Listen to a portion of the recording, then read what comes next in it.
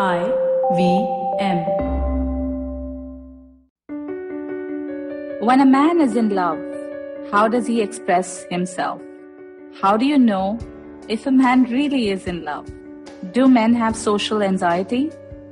Are all men Casanovas? Do good, genuine men really exist?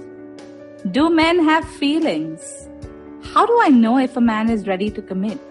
Why do men pursue so much? How do they handle rejections? Why do they withdraw, run away, or overcommit? So many questions on my mind. And an expert guru with me in the studio.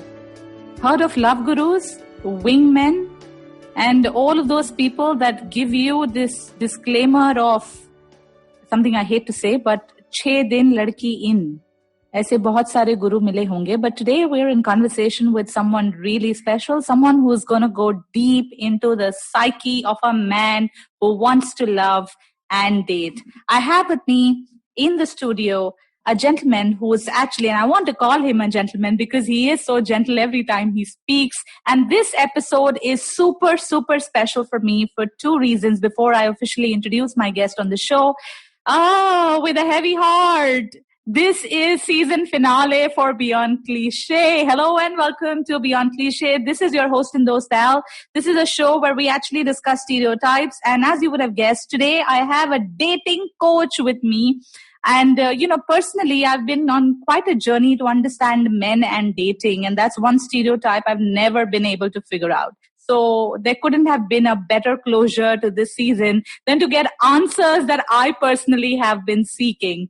So before we jump into today's episode, let me again make one last request to ask you to sign my petition. I have picked up a cause where I'm asking a leading diaper company to include the father's image on the diaper cover. I think representation of fatherhood is majorly missing in a lot of societal norms, goods and products. And I think this diaper company can make a huge change if they really agree to what I'm asking for. If you believe in the cause, please go to www.change.org/papapampers2. With that, let me officially introduce who I have in the studio with me.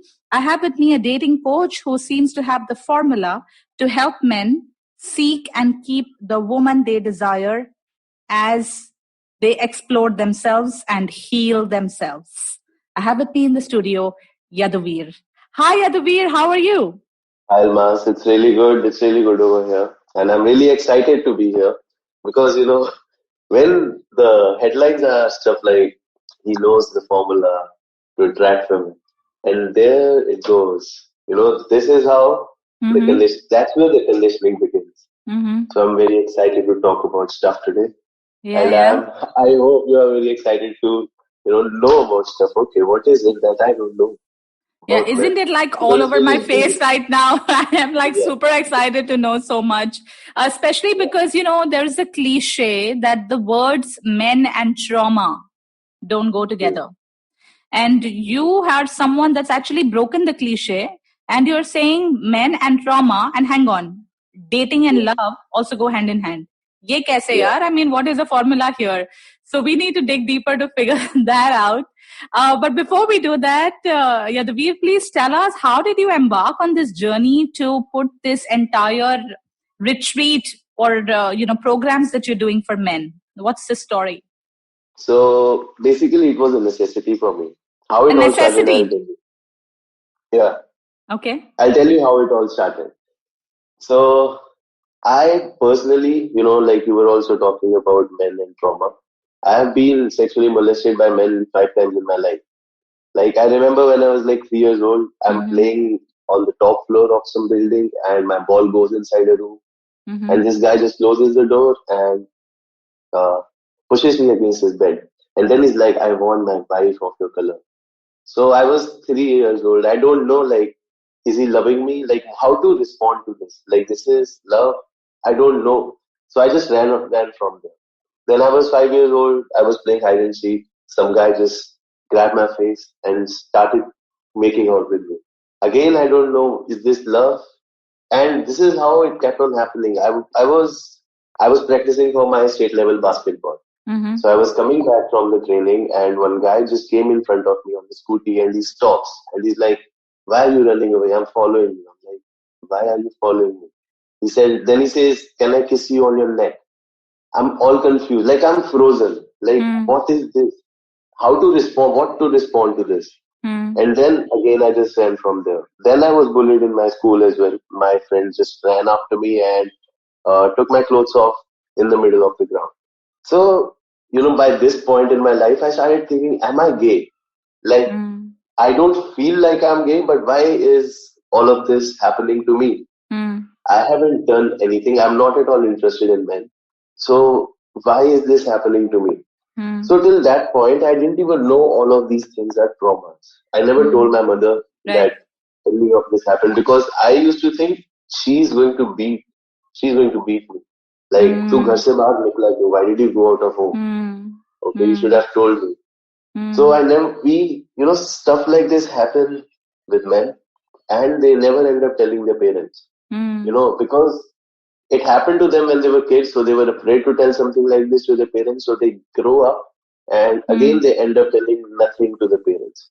So they feel a lot for parents, but they also feel at the same time they don't actually know me Mm. because they don't open themselves. So Mm. most of the men, they are disconnected from their hearts. Mm. They are disconnected from their emotions, and there's a Mm. reason behind this as well. So, Mm. for example, most of the men disconnected from their heart, they are not able to empathize. They are not able to feel what the other person is feeling. They are Mm. very task orientation. There is a Right. lot of task orientation in the behavior. How can I get this from you? I Mm. want something from you, what to Mm. say and how to say so that I can get it. Mm. Okay. So there's a lot of task orientation in the nature of men, and you see, when they started growing up, we have Mm. been taught things like, I still remember I was going in a train, this small baby was crying, and mom just slaps the baby. And the baby starts crying more. Mm. And then mom is like, "Why are you crying like girls? Men don't cry Mm. like this, boys don't Mm. cry like this, Right. be Right. strong." Right. So at that point, I was like, oh my God, this small baby, he just got a belief system. Like, Mm. you are a boy and you cannot cry. Mm. So he'll grow up, he'll be 20, 21 in his college, and Mm. something happened to him. He'll feel like crying. Probably he's been carrying a lot of stuff inside himself from a long Mm. time. But he Mm. won't cry because if he cries, he'll feel like I'm less of a man now. I'm not Mm. man enough. Mm. And then he just starts slacking off. I'm not man Mm. enough, I'm not man enough, start compromising. Then he Mm. start tending towards more manipulative sides. How Mm. can I hide this side of me And where still I prove that I know, am a man. yeah, yeah, Mm. that I am a man, but I know deep down in my heart that अगर किसी को पता चल गया कि this is how I actually am, no one will like me. Mm. Mm. So men are pretty traumatic in nature. Okay, they just don't share it with anyone else. It's like they have kept their traumas somewhere deep down so Mm. that they themselves shouldn't be able to reach it. No one should Mm. reach it. Mm. But that So, trauma plays through them. right.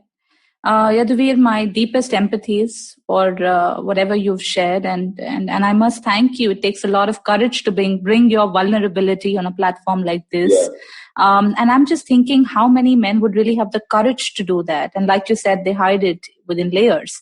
So at what point did you realize that it's actually becoming a necessity for you to do this? When did you realize you were traumatized? Oh, I realized pretty late. So see, Mm. this is how it happens. In 2011, I'm still in my 12th standard, Mm-hmm. and I was liking a woman quite a lot. And I Mm. don't know how to go about it. No one taught me. Like, what? From where to learn? Shah Rukh Khan? From where to learn? I don't know. There is no figure who will teach me or who will tell me that this is how you behave with women. Mm. Okay. Because since my childhood, what do I know about women since my childhood? Everything the way my father behaves with my mother, that this is Mm-hmm. what I know about women. The way my grandfather behaves with his kids or his wife, that's what I know about women. So Right. all the information about how to behave with women I'm getting from there. So what if the environment that I've been raised in is abusive in nature? So I will learn like this is how you, if someone tells me that, see, when you are with women, you'll have to be dominating as a man. There's a leading role. Right. But if in my family, the dominating role was abusive in nature, I will think you'll have to be abusive towards women. That's how you become dominating towards women. But there's a lot of difference in between dominating and abuse.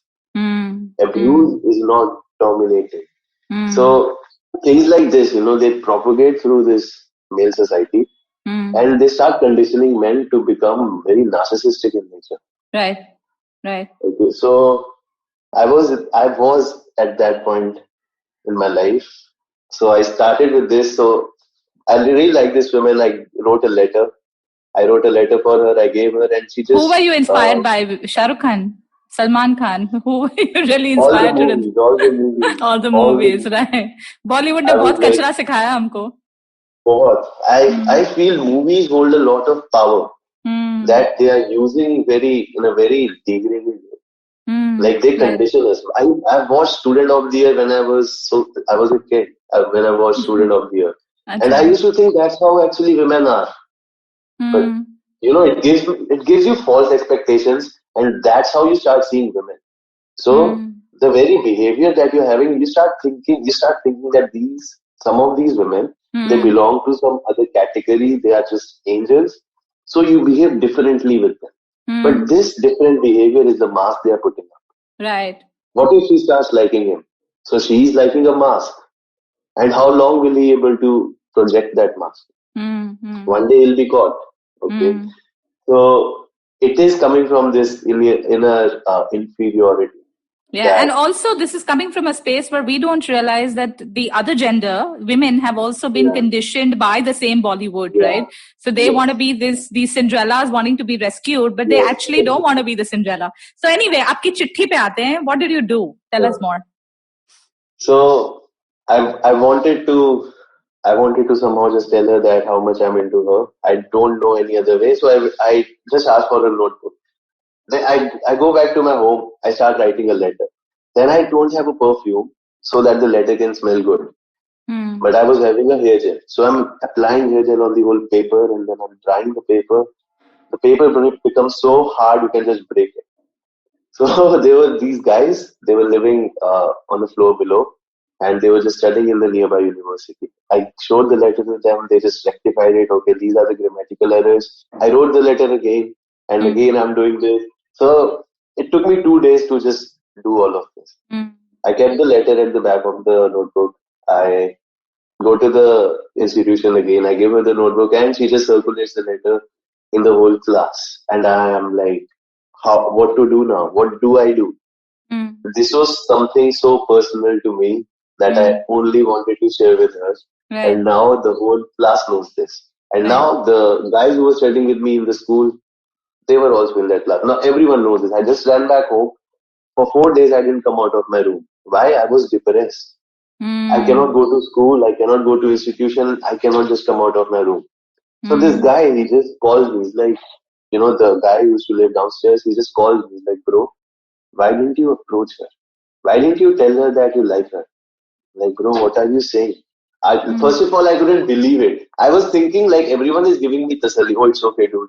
It's okay. You get over.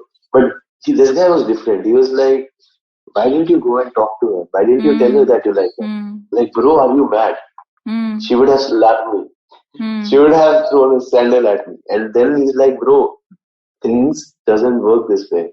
Yeah, this is not Bollywood, right? So this is not Rockstar, where a Ranbir Kapoor will turn up and then, Nargis is going to embarrass him and then he'll turn into whatever he turned into.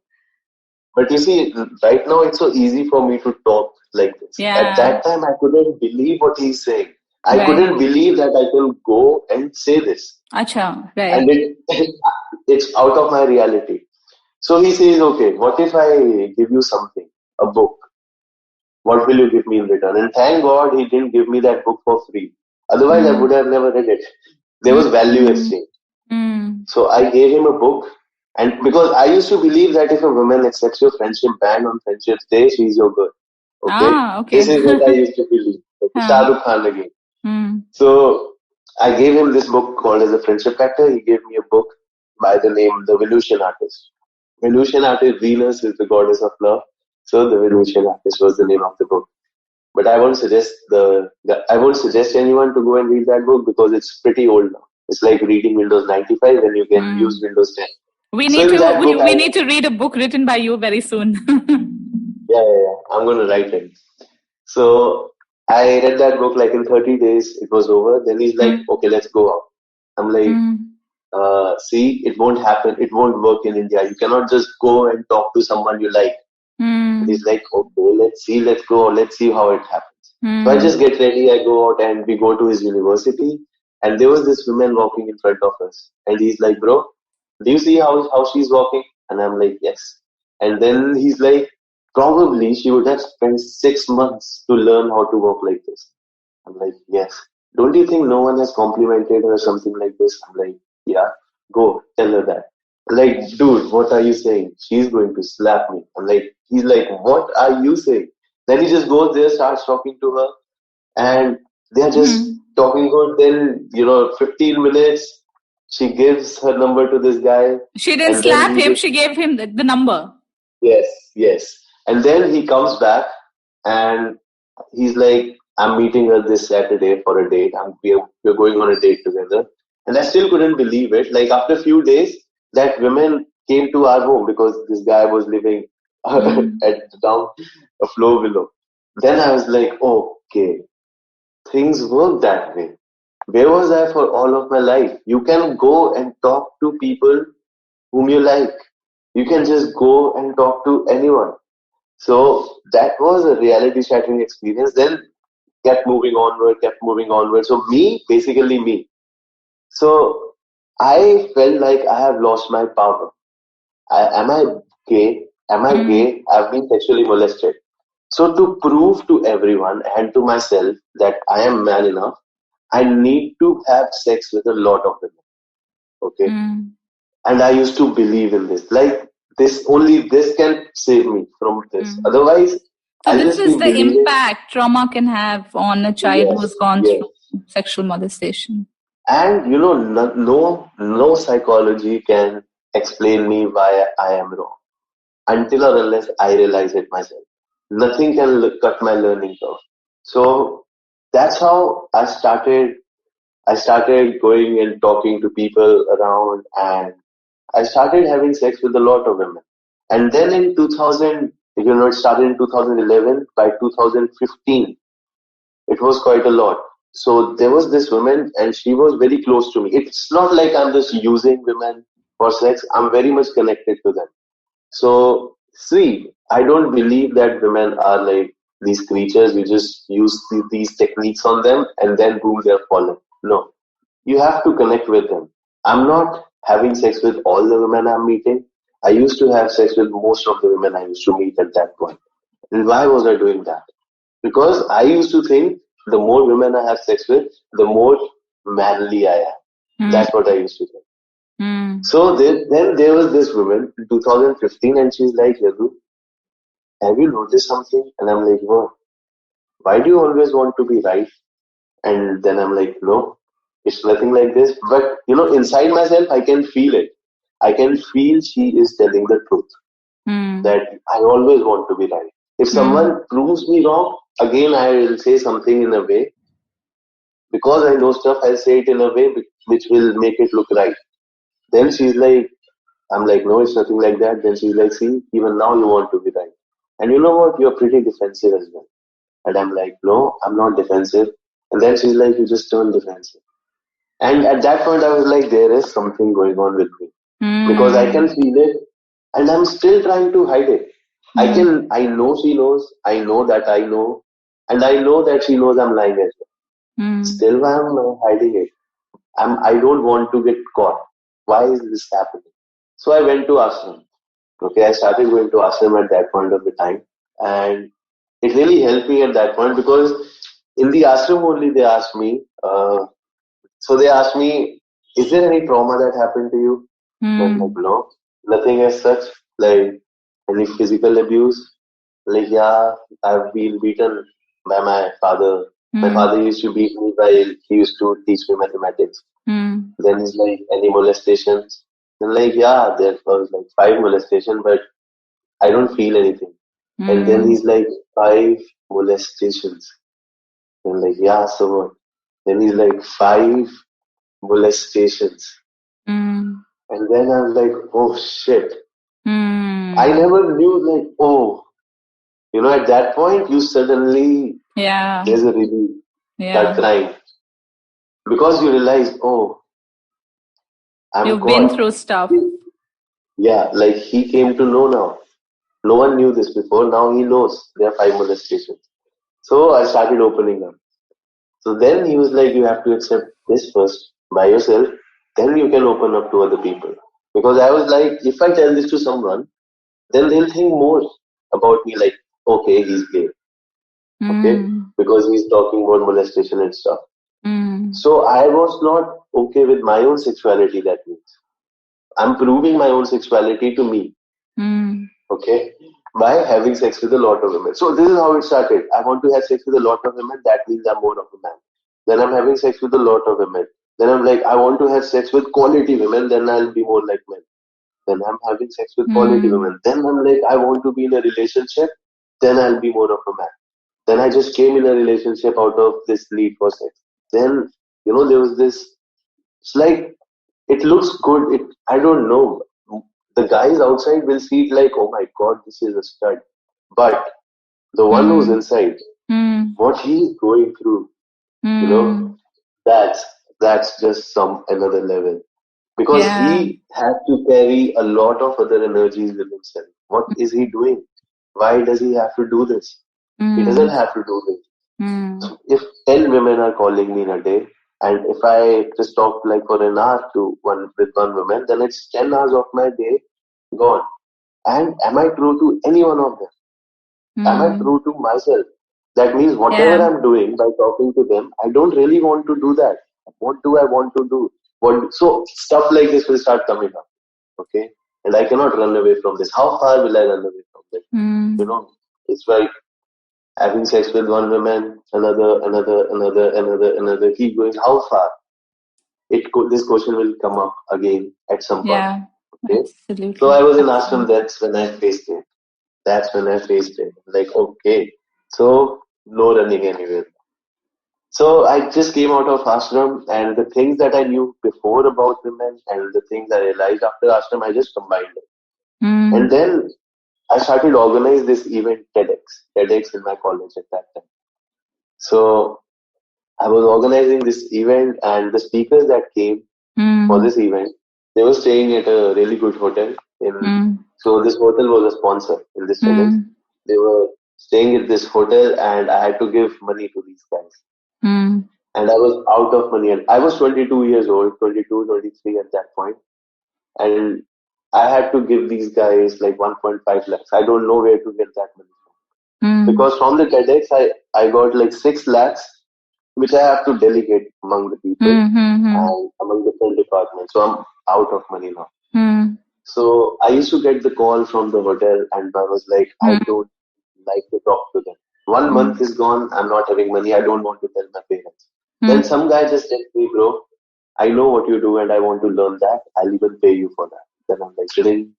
That's when, it was 2016, I started teaching that. So in the beginning, it was very cheap. I used to think no one needs this. Who will need this? Who will need what? Exactly. Like, in fact, those are set of questions that I have for you as well. Yaduvir, there's a lot of processing, to be done at this point in time. This is a crucial point in the conversation where you've shared your journey, I would say, as naked and transparent as it can be. And I really want to applaud you for bringing that vulnerability to the show. I don't think there would have been a better season finale than to have you share your journey. We're going to be right back after a short break, and we're going to explore how did this whole dating coach journey start for you, and how did you start helping other men with trauma. So we'll see you back after a short break. Hello, everybody. Welcome to another week on the IVM Podcast Network. If you haven't been following us on social media, please do. We're IVM Podcast on Twitter, Facebook, and Instagram. I'd like to thank the sponsors on the network this week, Storytel and The Whole Truth Foods. Thank you for supporting us. So a great bunch of episodes this week. First, let me tell you about The Note with Maruk Inayat. It was featuring Asaduddin Owaisi. She spoke to the AIMIM leader to understand what the Indian Muslim voter wants and how his party is any different from the BJP. On Advertising is Dead, Varun spoke with Malika Sadani. Malika is the founder and CEO of the Moms Company. They discussed the science of motherhood. On Naan Curry with Sadaf and Archit, Dhananjay Chuck of the Edges and Sledges podcast showed up, so we did another crossover, this time with food and cricket. On Agla Station Adulthood, Ritasha and Ayushi talked to Gaurang Sangvi, head of digital business at DSP Mutual Fund. The episode has some logical and realistic advice, especially for millennials, on how to invest their money. Shunya One is back this week with Sheila Aditya and myself. We spoke to Anirudh Singla of Pepper Content this week. Really interesting conversation. Anirudh gave us some real deep insights into content creation and how they're thinking about different ways of creating it. Do check them out. Really fun show, really fun conversation. And with that, let me get you back to your show. Hello and welcome back to Beyond Cliche, and this is the season finale for us. It's a very important conversation that we are having in the studio with a heavy heart, but I'm getting to learn a lot because I have with me Yaduvir in the studio, someone who calls himself a dating coach, and I want to call him a men trauma expert because he's just been through so much himself, and I think you're able to share light in the world only when you've embraced your shadow. I'm a firm believer that light only comes from darkness, and when you hit the tunnel and you reach the dead end of the tunnel, that's when the light enters. And I think Yaduvir, you've experienced that. You spoke about your ashram experience and you were back, and that's when somebody was ready to take your light. So tell us about the program that you designed and what really happened. So it was more like a 3 days boot camp. I'll be like, okay, I'll tell you about the theory of it. Because the first thing that has to happen is I'll have to change their perspective. How do they see the world? I cannot just go and tell them, okay, this is your current perspective. You think women are object, because men rate women like, oh, she's 9 out of 10. Oh, she's 8 out of 10. Oh, she's 7 out of 10. I'm like, I don't know on what basis. I used to do it as well. And for me, I used to do it on the basis of looks. Just on the basis of her looks, I will start rating her. But then this belief got shattered one day. Because this woman I rated 10 out of 10, I started talking to her, it started going really well. Then I went to her home and it's all messed up. Okay. And we had some good time, and then I asked her, how do you maintain yourself? How do you maintain this? How do you maintain this body? Then she's like, okay, listen, I do drugs every day. I cannot live a week without drinking alcohol. I eat junk every day. Then I'm like, how do you maintain yourself like this? And she's like, genetics. That's it. So at that point, I was like, okay, I'll never, because most of the men, whenever they see women, they feel afraid sometimes. They feel afraid to talk to. There's a lot of fear. Why do you think men show fake self when they are in front of you? Because they are afraid. They're afraid of what, Yadu? They are afraid of getting caught. They are afraid that you will see their scars. And they don't like their scars. They believe no one will like their scars. They cannot talk about those scars to their parents. Do you think they'll believe you will like their scars? No. So they'll show. There is a story behind it. I was organizing this house party. My 35-year-old virgin friend, he's like, bro, I'm still virgin. I have never experienced the touch of a woman. Like, bro, I don't know why. How can this happen to a 35-year-old? Suddenly, there are these 3 beautiful women, female friends are coming, and then he's like, hi, Yadu, like, hi, meet my friend. So, how he was talking to me, like, bro, 35 years old, still a virgin, oh man. And then the moment this friend came, and then he was like, hi. I'm like, oh my God. You are not talking like this to me. What changed? What just changed? Where is this high coming from? So Yadu, I just want to understand is the reason why a man does not want to show his scar, is it because he's afraid of rejection or not being accepted, or what's really going on? As a woman, I'm intrigued to know. There can be a lot of reasons. If he is born and brought up in an environment, let's just say very rich environment, okay? That just means he's just getting what he wants. I want this, boom, I want this. So there is no responsibility. He's holding for what he wants. let's just say he grows up and he starts doing whatever. He's going to college or anything. He sees a woman. Now from a very small age, he is getting what he wants whenever he wants it. Now he wants that woman, and this woman doesn't want to be with him. How can he not get what he wants? Okay, this is where his shadow has taken birth. Okay, he used to get whatever he wants. Now he's not able to get this woman. Now he's going to go back and bitch about this woman. Okay, oh, she's like this. Oh, she doesn't even look at her. Oh my, but he likes her. He likes her, he wants to be with her, and he wants her to be with him, he wants her to like him, but now he's bitching about her just because he cannot get her. So the shadow comes with the lack of authority. He doesn't have authority over his own emotions. He wants to feel a certain way. He'll attach that I can feel like this if I get something like this. And if I want something like this, I just have to ask my parents. I'd have no responsibility to feel what I want to feel. My parents have my responsibility. So this woman is saying no to him. He won't find any reason why. Is there something wrong with me? He'll be like, oh, she's like this. Because अंदर झाँक के देखना ही नहीं है. You don't want to go inside at all. I cannot be wrong. I always get what I want. This is the belief. I always get what I want. So अगर नहीं मिल रहा, तो शायद उसी में कुछ कमी होगी. That's the belief. And so this kind of situations also sometimes go into extreme levels where we know that, acid attack criminals or rape criminals, actually the psychology is around the same thing that you spoke about. Yes. But, going back to what you said around the scars. So agar scar bata diya, to kya hoga? What is the fear? I'm trying to dig deeper here. Yes, I'll tell you with an example. So, when you were a kid, that's when these scars are made. I was in 9th standard. There was this friend, okay? She's a female friend and I care about her a lot. It took me 2 weeks to get a perfume for her on her birthday. Okay? So you might be thinking, okay, what is this story? Why would you tell me? But these small stories, they have a huge impact. Okay, that's when the shadows take birth. So it took me 2 weeks to collect that money to buy her that perfume.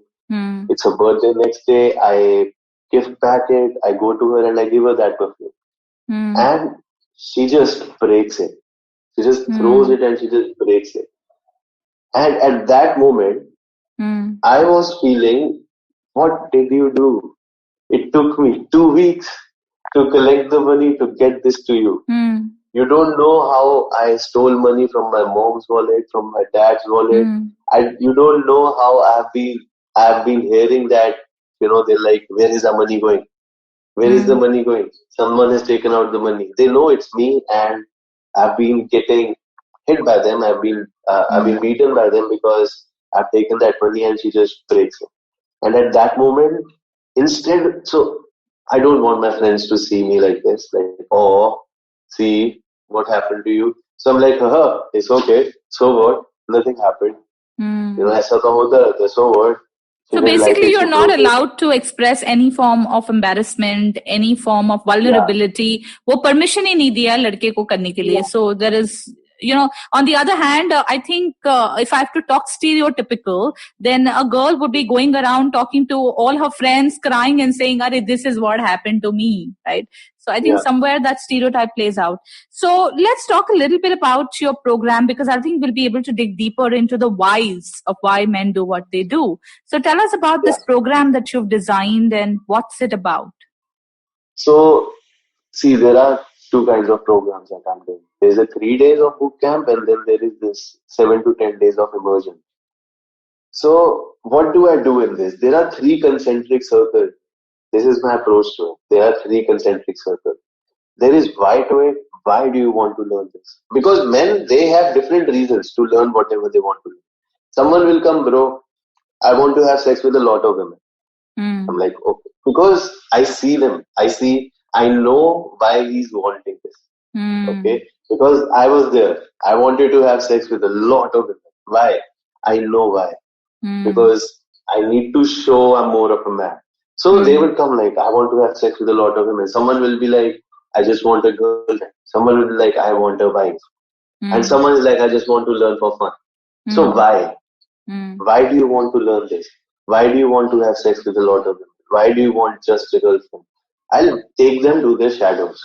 They need to know the first thing, why they are doing whatever they are doing. And in that why is when you end up touching their scars, their shadows, and the traumas that have led to what they want. Yadu, I have a very critical question. What are you actually offering to them? So I am turning them into a free man. Because till that time they are projecting an image of man. Right. But they are contained by that image of man. They don't feel free. But what they don't know is men go out and hunt. Not hunt in the way they are hunting women. They go out and hunt means they go out and explore. They explore territories. They want to expand the kingdom. They want to get more food back to the kingdom. They want to feel like, okay, see, I did this. Okay, they want to feel the appreciation for it. So they are free. But they try to contain themselves. See, this is how it happens. They're already contained. Now, to prove themselves that they are not contained, they'll jump from women to women. The moment they realize they are actually free already, they won't jump from women to women. Okay, they won't. They'll realize at the end of the day, all women are the same. At the end of the day, what is it that's changing? Because he's going to carry different energies, different women, different energies. He's going to see someone's face in someone's, in other women, someone's face in other women.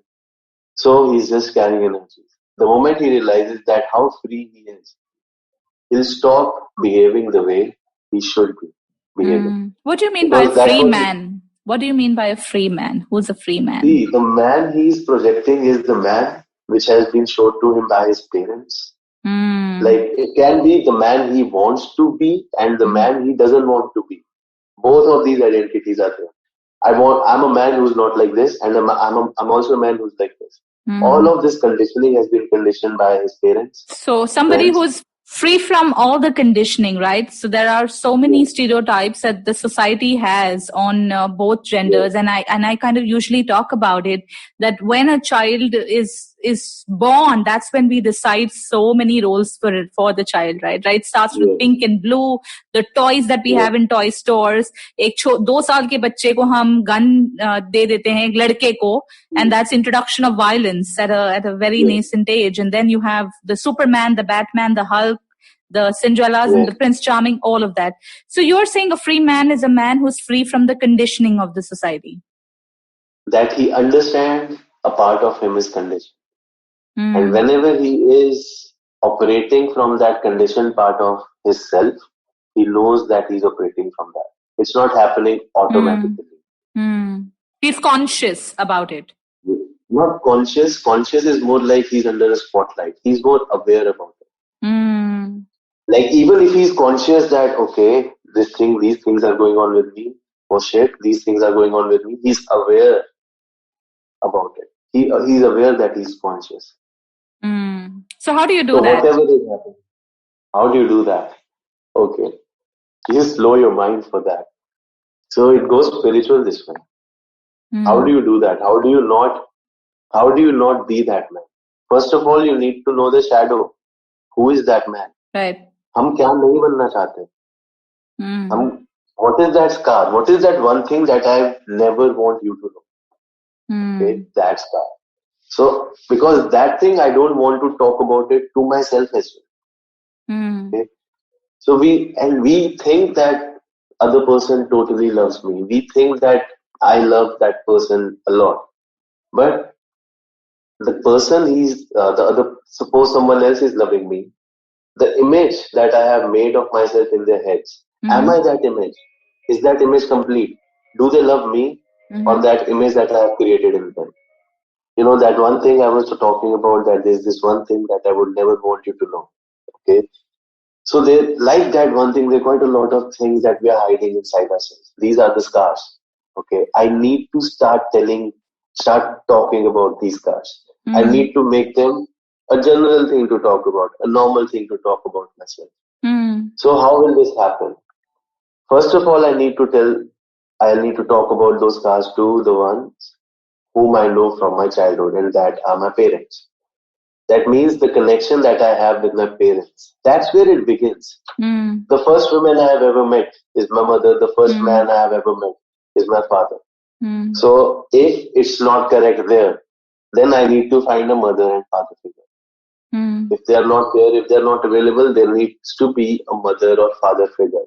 Because this is the emotional base. They know your scarred self. There should be someone who knows your scarred self. Because that becomes your emotional base. Otherwise, what's going to happen is, हम खुद को ही emotional base बना लेते हैं. So it's like a part of us is going to be very vulnerable, and then there's another part of which is going to act as if it's very strong. Okay, you cannot be strong and vulnerable, like show that you are very strong and show that there is no weakness in you at all at the same time. You cannot be both. So what I need to make them realize, I just need to make them realize. It's like a knack, like, oh, this is it. I just need to make them realize that. Once they realize that, a shift starts happening in their behavior. So how will it happen? For example, they want to attract women, right? Even if it's for a girlfriend, even if they want a lot of sex, what do they want? They want to attract. How will they attract a woman? A magnet, how will a magnet attract another magnet if there is no polarity? He needs to be a man so that whenever he's with a woman, she feels like a woman. Okay? Because most of the times, women have to take up the role of men even while they're in the relationship. Absolutely. So, yeah, how will he be man enough? So she needs to see the beauty in him. What is the beauty? What is the beauty in a man? So what I tell them is this: see, there's a rose flower. What's the beauty of the rose flower? The strength of the rose flower or the weakness? The strength of the rose flower is the thorn. The weakness of the rose flower is the petal. Just so we can just pluck it off. But what's the beauty of a rose flower? It's not the strength of the rose flower, it's the weakness. And it's fragrant. Okay, it carries a fragrance. We love it. So we are attracted towards each other's rough edges. The moment we show ourselves as, I don't have any weakness at all, I'm only full of strengths, we disconnected ourselves from everyone. Because everyone is having some weakness in them. The moment I show I only have strength, I'm only strong, because this is what they believe. Men are only strong. Okay? And how do they project it? Probably by having sex with a lot of women, by showing there are a lot of women who are with them, by having a lot of money, by having a lot of status, by having a lot of physique. That's how they believe sometimes. So I have this joke, and I usually say that it's so sad. While it is a joke, there's also such deep reflection for us to do as a society, because for a man, it's all about the size, right? It's the size of your bank account. It's the size of your house, the size of your car, the size of everything, literally. And that is where there's this culture of, let me have a bigger physique, let me have a bigger income. And that's where it's all messed up. So, Yadu, I'm sure you find a lot of different types of men that come to you for different reasons. But when they come to you, I'm sure a lot of layers are peeled, and a lot of myths are broken. What are some of the common stereotypical stuff that you see that these men come with? What are some common stereotypes that men have when they want to attract more women? Men in love, want to be in love. What are their stereotypes? Most of the men who come to learn about this are seeking validation and attention. Okay. Because either these men have been told from their childhood that get a good job, earn money, you'll get a woman. So they are studying in IITs. They are they're working in hospitals like AIIMS. They are defense officers, research officers, and their relationships are totally gone. They don't have a relationship.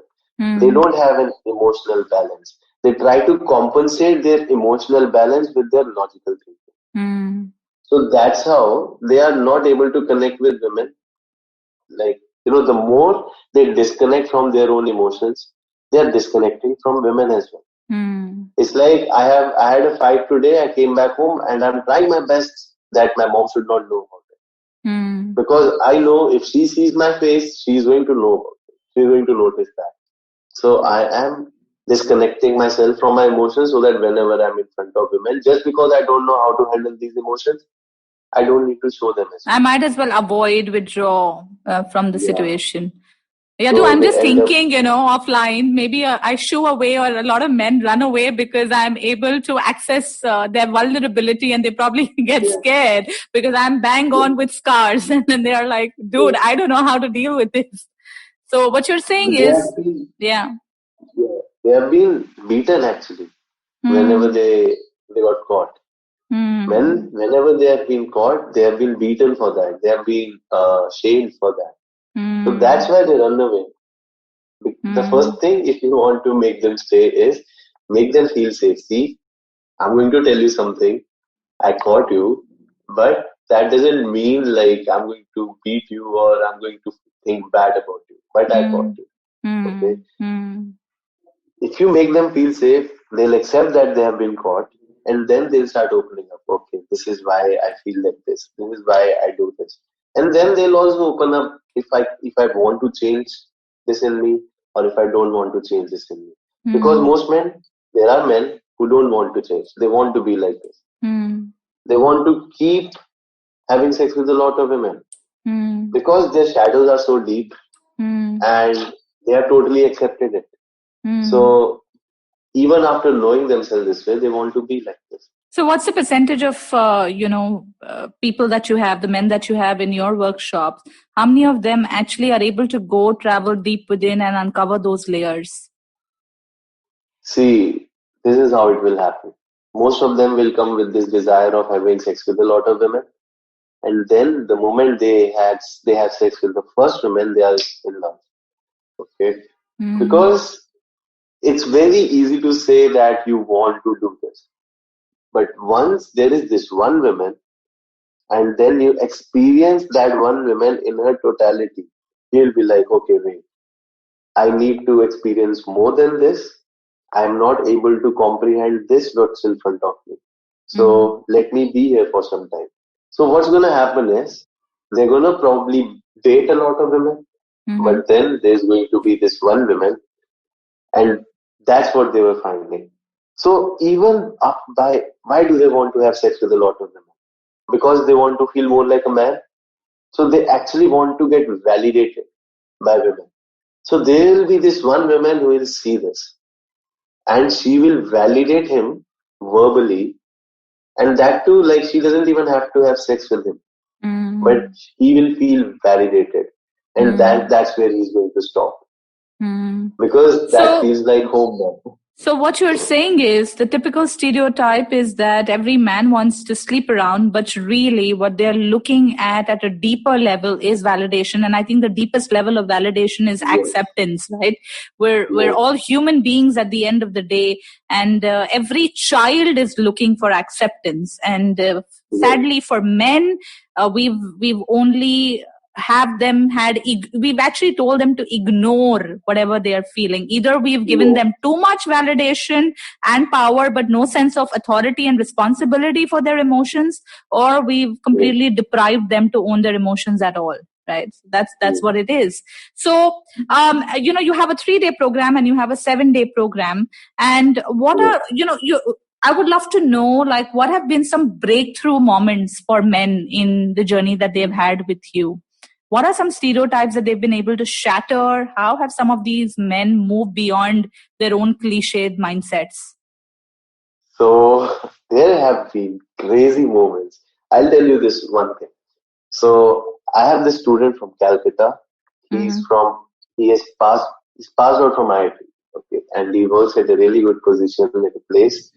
So when he was a kid, the maid at his home used to tell him that come and sit naked on me, and then she used to tell him like this is a game and this game is called as quack quack, something like this. So he told me during this boot camp that dude, I my maid used to rape me, okay? And I used to feel good. And then he is asking me, bro, I think women feel good when they get raped. And then I'm like, no, bro. And then he's like, because I felt good when I was getting raped. Do you see? Oh He's my having a belief. God. He's having a Yeah. belief that women feel good when they're getting raped because I felt good when I was raped. And he's telling me this thing so innocently. Like, yeah, like, obviously, like this. And I'm like, oh my God, thank God you met me. You would have become a rapist, dude. He didn't know he's having a mindset of a rapist because there is a trauma in his life. And he doesn't even know he's having a trauma in his life. That's why he's thinking like this. So probably he would have done it. Thank God he didn't do it. He Hmm. hasn't done it. But he Hmm. would have. And thinking that, yes, I'm doing good for her.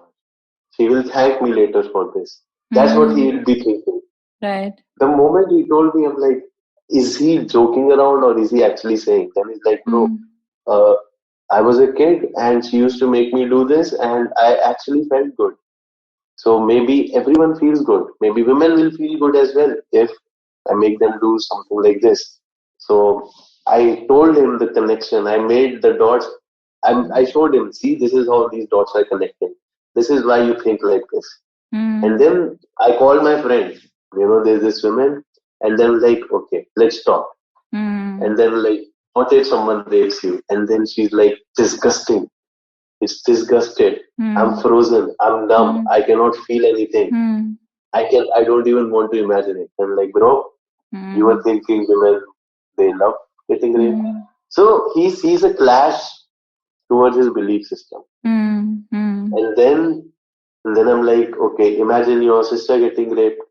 And then there's another clash. He never thought about this because his reality was what I think is true He because it was has in his happened own to me. bubble, his bubble that Yes. was created by the trauma he didn't even want to look at.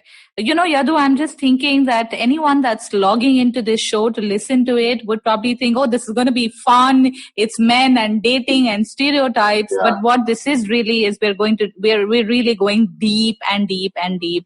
And I think that's the kind of Yes. work that you do as well, right? So I'm sure a lot of men Yes. turn up thinking, Arey, I'm going to have fun and I'm going to, Yeah. deal with this stuff. Tell me more about social anxiety. Men and social anxiety. Do they deal with it, and how do they cope with it? Yes. There's a lot of it actually. Mm, Men are very visual in nature. mm, Okay, they will see a woman mm, and based on their behavior or their dressing, I don't know what are their preferences, but they'll decide really quickly on the basis of sexual interest if they want to be with this woman or not. This is mm, their impulsive nature. Women on the other side, they see men like a light switch. Okay, they look at a woman and they'll be like, "Do I want to be with her? Yes, no." This is men. Women are like, okay, they're more like a volume knob. Okay, mm, this is the man, and how do I feel when I'm with him? Okay, not like instant decision. Okay, this is the man, I'm with him. mm, No, slow. The emotions tell the women. So men decide very quickly this way. mm, So they don't even know this is how it's happening. So this is what they think women see attraction as. Men think women see attraction as light switch mm, because men see attraction as light switch. I'm attracted towards this woman. Will I have sex with her? Yes, no. This is attraction for men. This is not how attraction for women. But men try to attract women following this philosophy. So they want to become more shiny in nature. Men mm, want to become more shiny in nature so that mm, they can. So this is the thing. There are women who have been deprived of maybe probably some material or some wealth, or there is some trauma in her childhood because of which she is getting attracted towards shiny objects. Shiny objects being money, looks, good charm. looks, charm, and all of this stuff. So something has happened to her because of which she's getting attracted towards shiny objects, let's just say. The objects which shine. Okay. So let's call these women hot women. Okay. They're hot women. So they're attracted more towards shiny objects. So it's simple funda for men this way. Acquire more shiny objects, acquire more hot women. And when you see on Instagram, Dan Bilzerian and all of these, famous Instagrammers, I don't know what Instagram celebrities, they are showing the same thing. That see, I have a lot of shiny objects, hence I have a lot of women with me. And see, I'm a happy man. And there's a smile on his face in his Instagram picture. So now men see this and they want to be Dan Bilzerian. So they start acquiring a lot of shiny objects. But sometimes they end up acquiring these women. So I won't blame these women because they are pursuing that shiny object, because she herself is having a trauma, dude. She is born and brought up in an environment where she wanted this dress, but her parents never got her that dress. Okay. Finally, there is this man who's going to get her that dress, and she wants to be with this man. So she is with this man because this man can afford that. So let's just say these are hot women, and it's a straight funda for men: acquire more shiny objects, acquire more hot women. But then let's just say they are beautiful women. Okay, they have been through that phase of their life where they were hot women. So hot women is not just this woman, she stays like this forever. She's always pursuing shiny objects. No, it's more like a phase in life. Okay, she was like this for some time, and then what would be a beautiful woman? If hot woman is attracted towards shiny objects, a beautiful woman is attracted towards passion in them. You see, most of the women, they are getting attracted towards these celebrities, these rock stars, icons. So this is what I started seeing. When I was a kid, I started learning guitar because I used to think, if I learn guitar, I'll get women. I'll be with women. I started learning basketball because I used to think, if I'm good with basketball, I'll be with women. Right. Because women like basketball. They like that, aesthetic. So acquiring shiny balls is a way for you to, or for a man to overcome social anxiety. That's what you're saying. That's conditioning. That's how they show it. That's why you go in the clubs and you see a lot of shiny men. Okay? They're conditioned they think this is how attraction works. But no. We have to focus on behavior. I have one question, which is a very important question and probably the last segment of this entire conversation. You've constantly been talking about the desire for a man to actually sleep around with multiple women. A basic and that's a basic stereotype that we all have. I want to know, Yadu, are men seeking love or is it just lust? Because we've been talking so much about men and their desires and stereotypes. Is a man actually looking for love? A man doesn't even know what he's looking for. He's just experimenting and on a journey to find himself. He's unsure if this is what I'm looking for. Because let's just say he's getting lust. He's getting a lot of sex. And then boom, he's unsure again. Then let's just say he comes in a relationship. And now this is not where he wants to be. And again, he goes back to the lust. He'll keep on revolving in circles, rotating in circles again and again until he sees that he's not wanting any of it. What a man wants, he needs to decide that for himself. Yeah, तुम तो कुछ अलग ही बता रहे हो. Normally the cliche is we don't know what women want, but what you're telling me is that we don't know what men want. So what do men want? Obviously, what men want is very subjective in nature. You see, if I say this is what men want, I condition them again. वो फिर मेरी definition बनने की कोशिश करेंगे. They'll try to be the man I am defining. Because they are going to think a dating coach is saying this is how a man should be, so this is how you should be. Again, they are not going to be how they are. They are going to be how I am telling them to be. This is the thing, right? So what's your advice? There are so many people listening to this. I mean, what is your advice? Be vulnerable. They are afraid of being vulnerable. There is a way to be vulnerable as well. Not like, so this is how now men will start seeing this as a technique. That, okay, so next time we go in front of women, we'll be vulnerable. And then they'll be continuously seeking, is she getting attracted now? Is she getting attracted now? Is this working? Is this working? Okay, more vulnerable. More, okay, you know what, when I was a kid, this happened to me. So now this is not how it's going to work. Okay?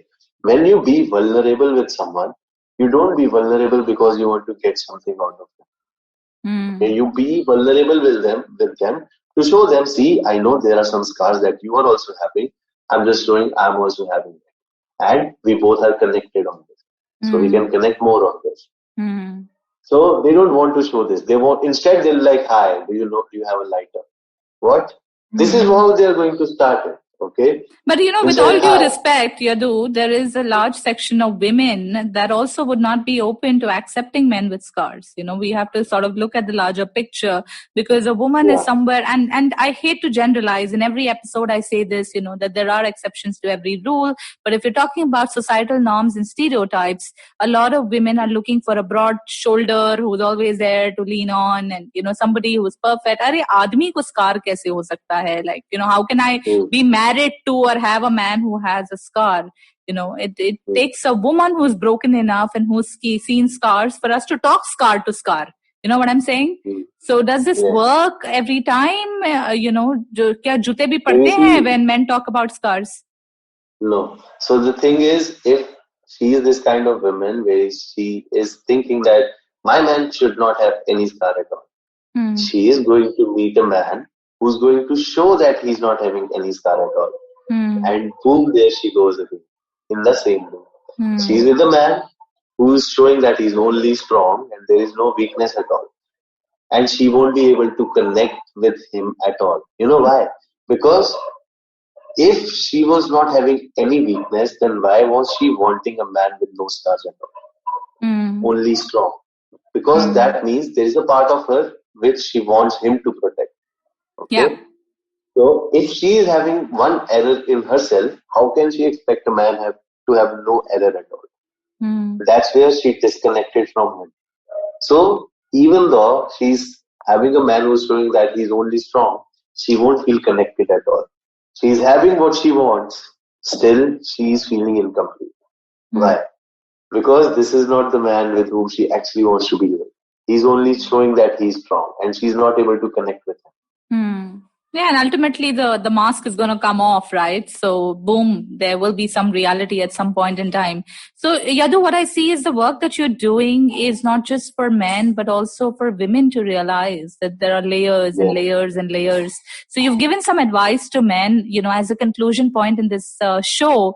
Would love to know, what's your message to women? How should we view men from this point after this conversation? So my message to women would be this. The social conditioning says women are reward. Women are reward. You are the reward. We are rewards. Rewards. Did you say rewards? Yes, okay. Women are the reward. Women are reward. I'm the hot girl. Men approach me. I'm desirable. Like, I just say I want to be with a man, and there'll be a lot of men out there. Okay? And like, options are there. It's me who wants to choose or not. I'm the reward. This is what social conditioning says. Okay. Now, since this self-help came, men like to believe that they are the reward. They want to gain, okay, we feel powerless. How can women take this power from us? So they want to believe they are the reward. So whenever, let's just say there is this woman, she is born and brought up in an environment where the mother was powerless. So she learned to be more feminine, to be more like a woman, behave more powerless. This man is going to come up, and he's born and brought up in an environment where father used to dominate the mother. So to attract a woman, he's going to be dominating more like father, and he's going to press this woman down, and she's going to like it. They both are going to feel compatible in this situation. So what was the point I was making? I totally lost it. The question was, what is your advice to women, right? To men, you said you need to be more vulnerable. So what would be like a 2-word, 3-word advice for women? Yes.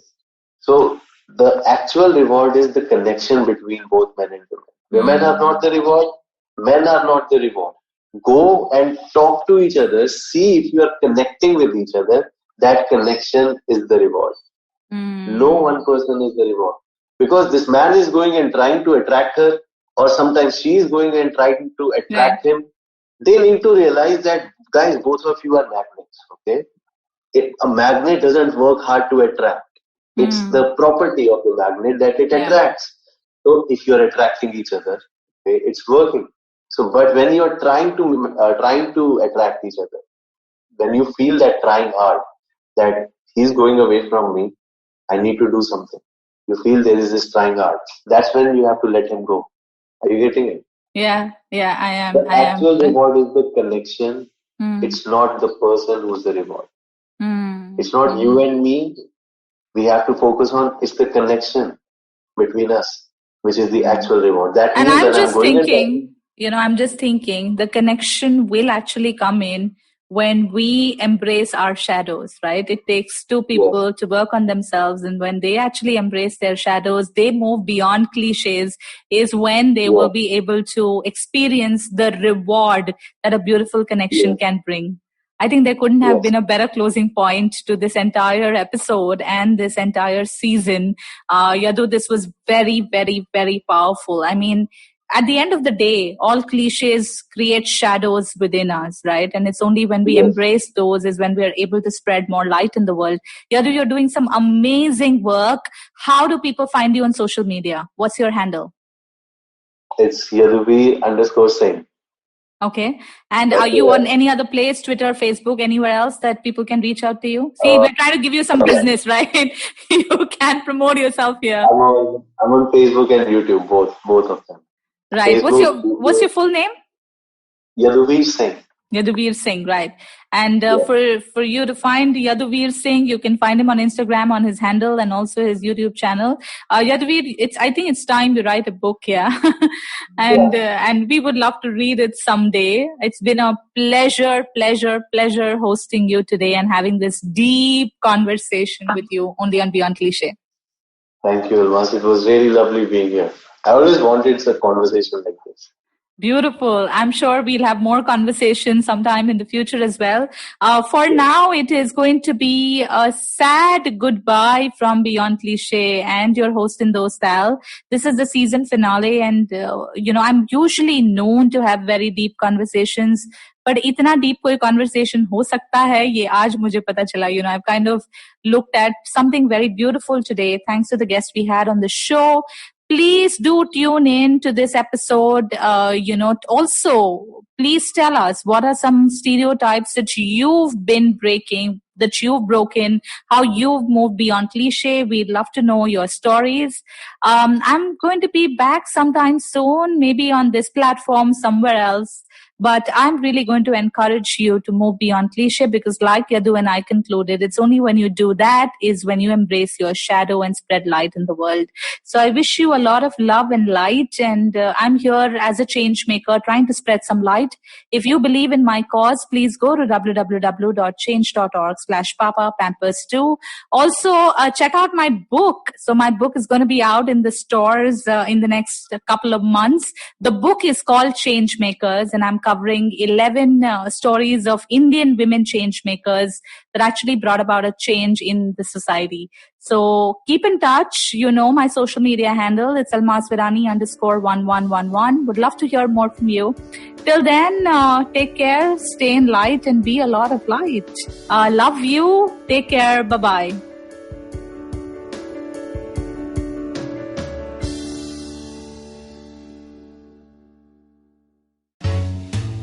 Hi, I'm Satyajit. Hi, I'm Racheta. We are from the Open Library Project and we host a podcast called Paperback. Paperback is a podcast where we engage with stalwarts and experts from various industries, suggesting non-fiction titles that contributed to their journey in a big way. We've had guests like Anjali Raina, Dr. Marcus Rani, Dr. Swati Lodha, Ambi Parmeswaran, Apurva Damani, and many more on our show Paperback. Find new episodes every Wednesday on IVM Podcast app, website, or wherever you listen to podcasts.